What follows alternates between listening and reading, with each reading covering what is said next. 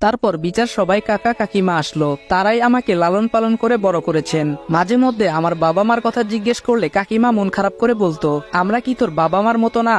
আমি বলতাম হ্যাঁ তা তো বটেই। কাকিমা বলতো, তাহলে বাবা মার কথা জিজ্ঞেস করছিস কেন? তখন আমি বলতাম তারপরও আমার বাবা মার ব্যাপারে জানতে হবে। কাকিমা বলতো, আমি চাই না তোর বাবা মার অতীত কাহিনী বলে তোর মনটা খারাপ করতে, এর জন্যই তো বিষয়টা গোপন রাখছি, বুঝতে পারছিস না কেন? তাছাড়া আমরাও তোকে অনেক ভালোবাসি, আমার মেয়ে তানিশার থেকেও তোকে আমরা আদর যত্ন বেশি করি, তাহলে অতীতের এসব কথা শুনে মন খারাপ করার কোনো লাভ আছে? তখন আমি বলতাম আচ্ছা ঠিক আছে, আর জিজ্ঞেস করবো না এসব কথা।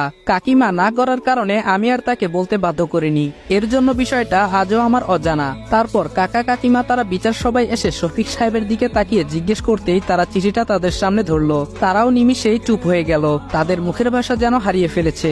শফিক সাহেব তার মেয়েকে ডাক দিয়ে বিচার সবাই উপস্থাপন করলেন এবং জিজ্ঞাসা করলেন, এই ছেলেই কি তোমাকে চিঠিতে বাজে প্রস্তাব দিয়েছিল মামুনি? রেজিতা বলল, জি আব্বু, এই সেই ছেলে। শফিক সাহেব বলল, রহমান এবার তুমি বলো, তোমার ভাতিজাকে কি শাসন তুমিই করবা নাকি আমরাই করব? তাছাড়া গ্রামবাসীরাও দেখুক, তারাও যেন এই ইফটিজিং করা থেকে বিরত থাকে, আপনাদের যা ভালো মনে হয় তাই করুন। কাকা এই বলে চোখের পানি মুছে কাকিমাকে নিয়ে চলে আসলো, আর আমি ওখানে অসহায়ের মতো মাটির দিকে তাকিয়ে রইলাম। জাবেদ সাহেব বলে উঠলো, সালমান তুমি গিয়ে কাঁচা বেত ভেঙে নিয়ে আসো যাও। কথাটা শোনা মাত্রই চুপসে গেলাম। তারপর এলাকার বড় নেতা তার গায়ের সম্পূর্ণ শক্তি দিয়ে 10টা বেতের আঘাত করলো, আর এইদিকে বেতের আঘাতটা সহ্য করতে না পেরে একটু সরে দাঁড়াতেই চোখের কোণের দিকে সজোরে আঘাতটা লাগে, যার দরুন চোখের কোণ থেকে রক্ত বের হতে লাগলো। আমার এমন অবস্থা দেখে শফিক সাহেব বলল, জাবেদ ভাই থাক, ছোট মানুষ, এবার ওর ভুল বুঝতে পারবে। জাবেদ সাহেব বলল, এই ছেলে যা, রিদিতার কাছে গিয়ে সরি বলবি এবং সেই সঙ্গে এটাও বলবি তার আশেপাশে আর ঘুরঘুর করবি না। তারপর আমি রিদিতার সামনে গিয়ে বললাম, রিদিতা আমার ভুল হয়েছে, আর কোনোদিন তোমাকে বিরক্ত করব না। কান্না করতে করতেই কথাগুলো বললাম। মারের আঘাতে যতটুকু কষ্ট পেয়েছি তার থেকে মান সম্মান ধুলোয় মিশিয়ে গেল, সেটা ভেবেই চোখ থেকে অঝরে পানি পড়ছে। আমার এমন করুণ অবস্থা দেখে রিদিতা মাথা নিচু করে ফেললো। সে হয়তো চাইছিল আমাকে শাস্তি দিতে, কিন্তু এভাবে যে সব হয়ে যাবে সেটা রিদিতা কল্পনাও করেনি। বিচার শেষ হয়ে গেল এবং রিদিতার বাবা শফিক সাহেব এসে আমাকে বলল, এই ছেলে তুমি এটা ভেবে নিও না যে আমার মেয়ে বলে ইফটিজিং এর অপরাধে একটু বেশি শাস্তি দিলাম, আমার মেয়ের জায়গায় অন্য কেউ থাকলেও আমি সেটাই করতাম। আমি বললাম, আপনাদের বিচারে যা শাস্তি আসছে দিয়েছেন, তো এখন আর এসব মানবতার কথা আপনাকে বলতে হবে না। অনেকটা রেগে শফিক সাহেবের মুখের উপর বলে আসছিলাম, উপর দিয়ে রিদিতা শুধু নীরব দর্শকের মতো দেখেই যাচ্ছিল।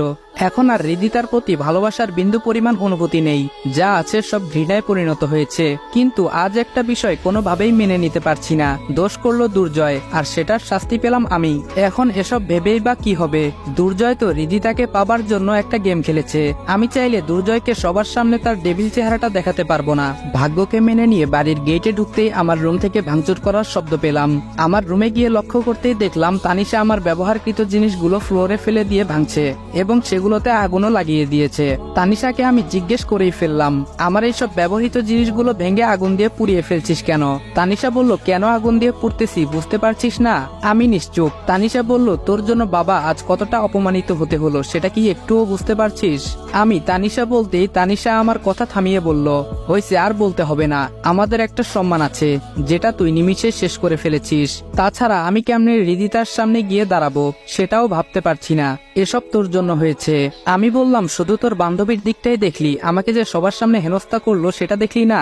তানিশা বলল, তোকে যে মারটা দেওয়া হয়েছে সেটা অনেক কম হয়েছে, বিচারকের জায়গায় আমি থাকলে তোকে পিটিয়ে শেষ করে ফেলতাম। এখন প্লিজ তুই আমাদের বাড়ি থেকে বেরিয়ে যা, তোর জন্য আমরা আর অসম্মানী হতে পারবো না।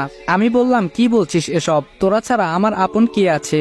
তানিশা বলল, তুই এতিম অসহায় বলে আমার বাবা মা তোকে সেই ছোটবেলায় রাস্তা থেকে তুলে এনে পালন করেছে, এখন তো তুই আর ছোট না, যেদিকে খুশি সেদিকে চলে যা। তানিশার কথা শুনে নিমিষেই চোখের কোণে জল জমে গেল, তার মানে কাকা আমার রক্তের কেউ না। এসব ভাবতেই কাকা আমার রুমে এসে বলতে লাগলো, তানিশা মা, এবার ওকে এই বাসা থেকে বের হয়ে যেতে বল। কাকার কথা শুনে নিমিষেই মাথাটা কেমন যেন চক্কর দিয়ে উঠলো। তারপর নিজেকে সামলে নিয়ে বললাম, কাকা আজ একটা সত্য কথা বলবা? কাকা নিশ্চুপ। আমি বললাম, আমি কি সত্যিই এতিম? তোমরা আমার আপন কেউ না? শুনলাম আমাকে নাকি রাস্তা থেকে এনে তোমাদের বাসায় আশ্রয় দিয়েছো, সেটা কি সত্যি? কাকা বলল, হ্যাঁ, তানিশা যেটা বলেছে সেটা সত্যি।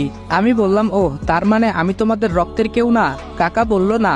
এবার বুঝতে পারলাম, এর জন্য কাকিমা আমার বাবা মার সম্পর্কে কিছু কিছু জানায়নি। কথাটা শুনে কষ্ট পাবো বলে আমাকে জানায়নি, কিন্তু এমন একটা দিনে জানতে পারবো সেটা আমি কল্পনাও করিনি। এসব আনমনে ভেবে যাচ্ছি, এর মধ্যে তানিশা বলে উঠল, এখন বল কবে আমাদের বাড়ি থেকে বের হয়ে যাবি?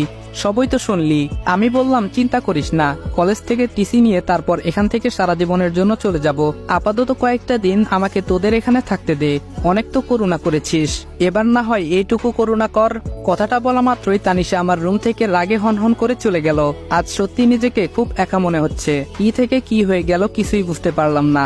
সবচেয়ে বড় ভুল হয়েছে রিজিতাকে ভালোবেসে। তার পিছনে যদি না যাইতাম তাহলে আজকে এমন পরিস্থিতির মোকাবেলা করতে হতো না। রিজিতাকে যতটা ভালোবাসতাম এখন তার থেকে দ্বিগুণ ঘৃণা করব। অপরদিকে রিদিতার মা বলল, রিদিতা মামুনি খেতে আয়। সে কখন থেকে কি ভাবছিস বলতো? রিদিতা বলল, মা কিছু ভালো লাগছে না, যাও তো এখন। রিদিতার মা বলল, কি হয়েছে সেটা বলবি তো?